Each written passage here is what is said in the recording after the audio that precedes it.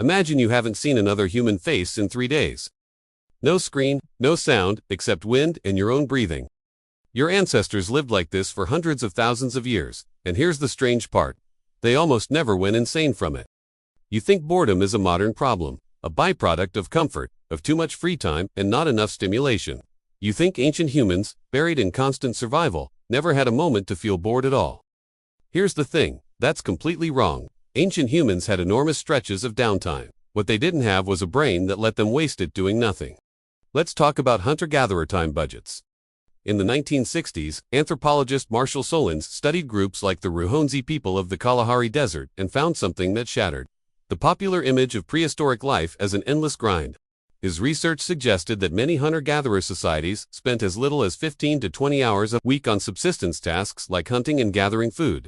The rest of the time, hours and hours of it, was unaccounted for by survival. Think about that for a second. Ancient humans may have had more genuine leisure time than you do right now. So what did they do with it? This is where it gets interesting.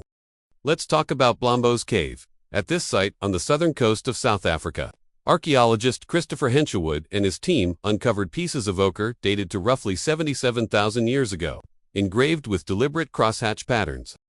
Not tools, not weapons, abstract symbolic art, carved for no survival purpose whatsoever. Around the same layers, they also found perforated shell beads, dated to a similar age, clearly threaded and worn as jewelry. You'd think a species fighting for survival every single day wouldn't waste time decorating shells. But here's where the story turns into something else entirely.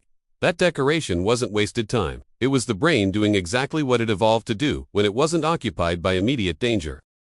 Neuroscientist Andreas Elpidoru has studied what boredom actually does inside the human brain. And his research points to something surprising. Boredom isn't a malfunction. It's a signal, a kind of internal alarm that pushes the brain to seek novelty and meaning when it isn't being challenged. Ancient humans almost certainly felt that same restless itch you feel when you're stuck without your phone.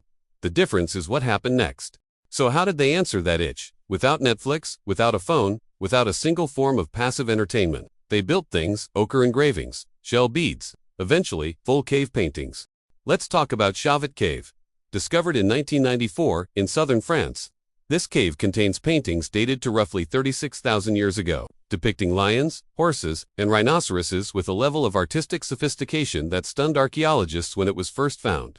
These weren't crude scratches. The animals show shading, motion, layered perspective. And critically, these paintings are located deep inside the cave, in total darkness, requiring torchlight and deliberate, repeated effort to create and to view. Nobody needed those paintings to survive. No animal was easier to hunt because of them. But an idle brain, faced with hours of unstructured time and no external stimulation, didn't shut down. It built an entire symbolic universe on cave walls, using nothing but ochre, charcoal, and imagination. Boredom didn't just sit there doing nothing to ancient humans. It pushed them toward creation. Now here's the plot twist that flips everything you thought about downtime. Some researchers, including psychologist Sandy Mon, argue that boredom isn't just tolerable. It's a critical ingredient for creativity. In controlled studies, Mon found that people who were deliberately bored before a creative task, given nothing stimulating to do beforehand, performed better on tasks requiring original thinking than people who went straight into the task from an already stimulated state. The brain needs that empty space to start generating its own ideas instead of just reacting to input. Ancient humans, without books, without screens, without a constant stream of content to scroll through, were forced into that empty space constantly, and what emerged from it wasn't madness. It was myth, music, ritual, art. Language itself may have been partly shaped by long, idle hours around a fire, filled with nothing to do but talk.